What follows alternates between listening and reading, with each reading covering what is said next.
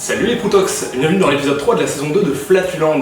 Donc aujourd'hui au programme, on va vous apprendre comment faire les meilleurs bruits de paix en utilisant rien que vos poignets sans aucun outil extérieur. Donc tout d'abord, nous aimerions remercier nos donateurs Patreon, notamment Viandox et Bastos, qui font vivre le paix français, une véritable fierté nationale. Donc la particularité et l'avantage du paix qu'on va apprendre aujourd'hui, c'est que c'est un paix qui, niveau sonore, se rapproche énormément du paix anal tel qu'on le connaît, le paix anal bien gras. Exactement, oui, d'ailleurs c'est une technique qui a été développée au cours du XVIIe siècle, même si elle a été popularisée par des philosophes tels que Descartes ou Kant. Mais l'avantage du paix qu'on va apprendre aujourd'hui, c'est qu'il est beaucoup moins odorant, limite pas odorant du tout, à moins que vous ayez une mauvaise haleine. Donc c'est simple, donc pour la première partie de l'exercice, il suffit tout simplement de retrousser vos manches. Donc là pour l'instant mon collègue n'aura pas à le faire car il a des manches courtes. Le principe, c'est que toute cette partie-là de votre bras, il ne faut pas qu'il y ait de tissu par-dessus, sinon ça risque de bloquer le son quand vous essayerez de le produire. Le son est très atténué par les surfaces de type tissu. Donc une fois que vous avez fait ceci, c'est très simple, il suffit de prendre votre poignet et de le ramener vers votre bouche et de envelopper vos lèvres autour de celui-ci. Exactement, comme si vous mangiez un bon gros Big Mac. Ou sucer une très grosse. Une fois que vous avez fait ceci, il suffit de souffler très fort contre votre poignet de manière à faire un maximum de bruit. N'hésitez pas à gonfler vos joues, je vais laisser mon partenaire ici le produire devant vous.